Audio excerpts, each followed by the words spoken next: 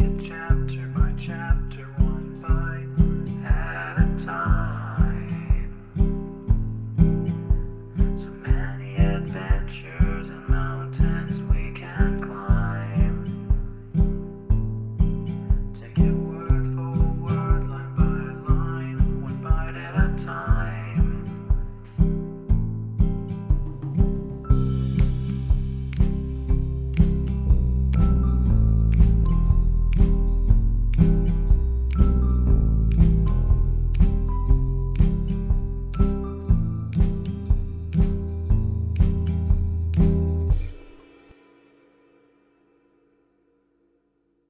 Welcome to Bite at a Time Books, where we read you your favorite classics one bite at a time.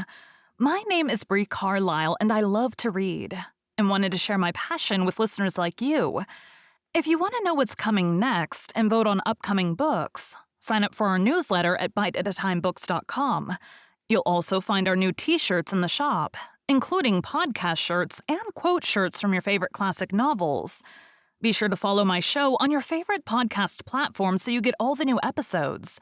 You can find most of our links in the show notes, but also our website, biteatatimebooks.com, includes all of the links for our show, including to our Patreon to support the show, and YouTube, where we have special behind the narration of the episodes. We're part of the Bite at a Time Books Productions Network. If you'd also like to hear what inspired your favorite classic authors to write their novels, and what was going on in the world at the time, check out the Bite at a Time Books Behind the Story podcast, wherever you listen to podcasts. Please note, while we try to keep the text as close to the original as possible, some words have been changed to honor the marginalized communities who've identified the words as harmful, and to stay in alignment with Bite at a Time Books' brand values. Today we'll be continuing Les Miserables by Victor Hugo. Chapter 11. A Restriction. We should incur a great risk of deceiving ourselves were we to conclude from this that Monseigneur Welcome was a philosophical bishop, or a patriotic curé. His meeting, which may almost be designated as his union with Conventionary G, left behind it in his mind a sort of astonishment, which rendered him still more gentle. That is all. Although Monseigneur Bienvenu was far from being a politician, this is perhaps the place to indicate very briefly what his attitude was in the events of that epoch, supposing that Monseigneur Bienvenu ever dreamed of having an attitude. Let us then go back a few years.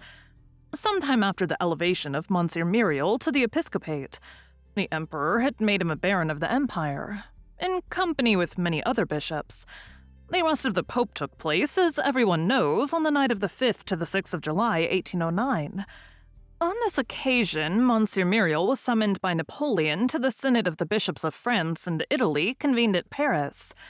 This synod was held at Notre Dame, and assembled for the first time on the 15th of June, 1811, under the presidency of Cardinal Fesch. Monsieur Myriel was one of the 95 bishops who attended it, but he was present only at one sitting and at 3 or 4 private conferences. Bishop of a mountain diocese, living so very close to nature in rusticity and deprivation, it appeared that he imported among these eminent personages ideas which altered the temperature of the assembly. He very soon returned to D. He was interrogated as to this speedy return, and he replied, "I embarrassed them. The outside air penetrated to them through me. I produced on them the effect of an open door." On another occasion he said, "What would you have? Those gentlemen are princes. I am only a poor peasant bishop." The fact is that he displeased them. Among other strange things, it is said that he chanced to remark one evening, when he found himself at the house of one of his most notable colleagues, "What beautiful clocks! What beautiful carpets! What beautiful liveries! They must be a great trouble. I would not have all those superfluities crying incessantly in my ears. There are people who are hungry. There are people who are cold. There are poor people. There are poor people." Let us remark, by the way, that the hatred of luxury is not an intelligent hatred. This hatred would involve the hatred of the arts. Nevertheless, in churchmen, luxury is wrong, except in connection with representations and ceremonies. It seems to reveal habits which have very little that is charitable about them. An opulent priest is a contradiction. The priest must keep close to the poor. How can one come in contact incessantly night and day with all this distress, all these misfortunes, and this poverty without having about one's own person a little of that misery like the dust of labor? Is it possible to imagine a man near a brazier who is not warm? Can one imagine a workman who is working near a furnace and who has neither a singed hair, nor blackened nails, nor a drop of sweat, nor a speck of ashes on his face? The first proof of charity in the priest, in the bishop especially, is poverty. This is, no doubt, what the Bishop of D thought. It must not be supposed, however, that he shared what we call the ideas of the century on certain delicate points. He took very little part in the theological quarrels of the moment, and maintained silence on questions in which church and state were implicated. But if he had been strongly pressed, it seems that he would have been found to be an ultramontane rather than a Gallican. Since we are making a portrait, and since we do not wish to conceal anything, we are forced to add that he was glacial towards Napoleon in his decline. Beginning with 1813, he gave in his adherence to, or applauded all hostile manifestations. He refused to see him, as he passed through on his return from the island of Elba, and he abstained from ordering public prayers for the emperor in his diocese during the 100 Days. Besides his sister, Mademoiselle Baptistine, he had 2 brothers, one a general, the other a prefect. He wrote to both with tolerable frequency. He was harsh for a time towards the former because, holding a command in Providence at the epoch of the disembarkation at Cannes, the general had put himself at the head of 1,200 men, and had pursued the emperor as though the latter had been a person whom one is desirous of allowing to escape. His correspondence with the other brother, the ex-prefect, a fine, worthy man who lived in retirement at Paris, Rue Cassette, remained more affectionate. Thus, Monseigneur Bienvenu also had his hour of party spirit, his hour of bitterness, his cloud. The shadow of the passions of the moment traversed this grand and gentle spirit occupied with eternal things. Certainly, such a man would have done well not to entertain any political opinions. Let there be no mistake as to our meaning.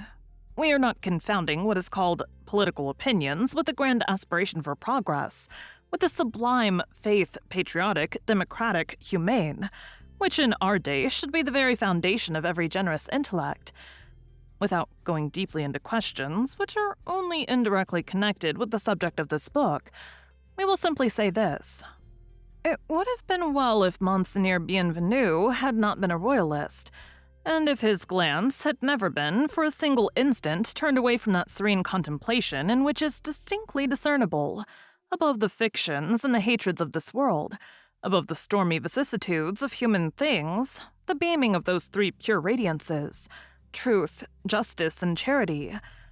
While admitting that it was not for a political office that God created Monseigneur Welcome, we should have understood and admired his protest in the name of right and liberty, his proud opposition, his just but perilous resistance to the all-powerful Napoleon.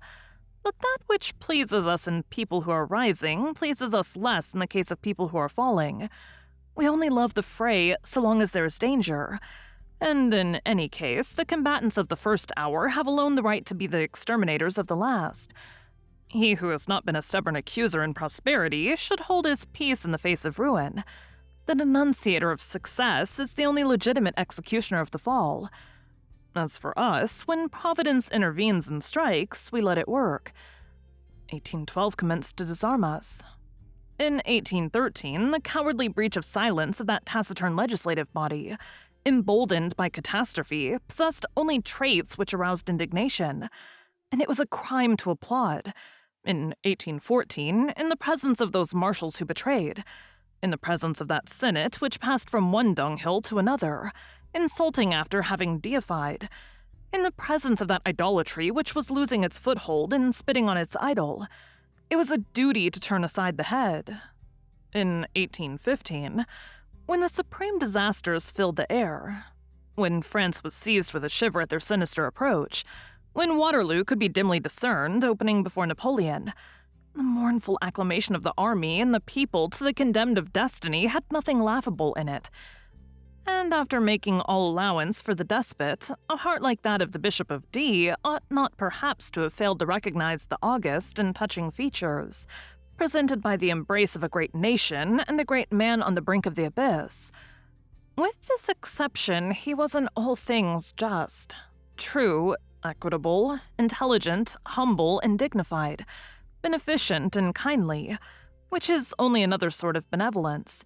He was a priest, a sage, and a man. It must be admitted that even in the political views with which we have just reproached him, and which we are disposed to judge almost with severity, he was tolerant and easy, more so perhaps than we who are speaking here. The porter of the town hall had been placed there by the emperor.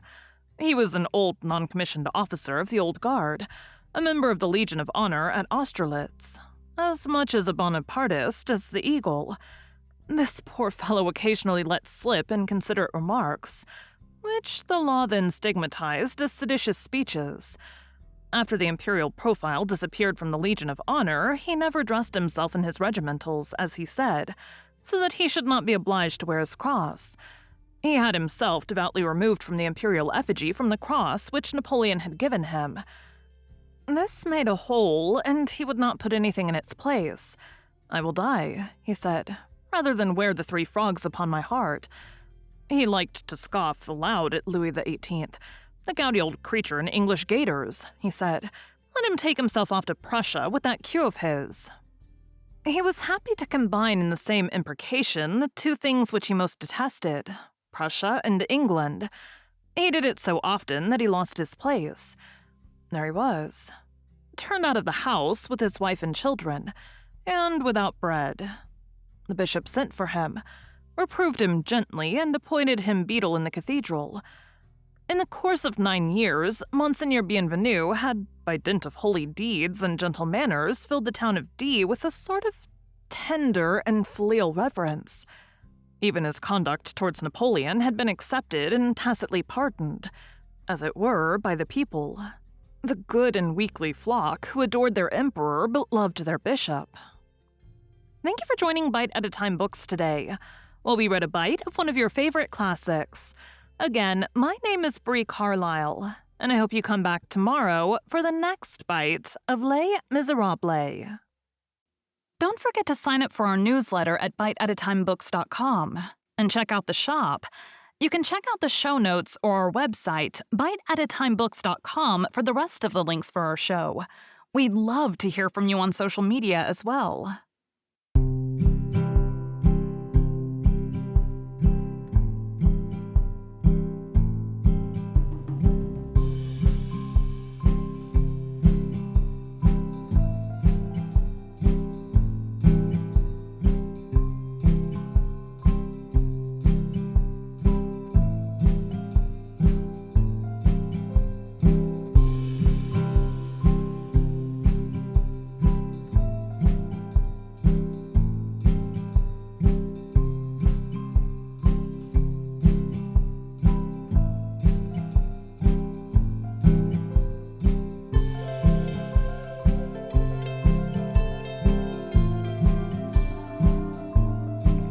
Take a look in the book and let's see what we can find.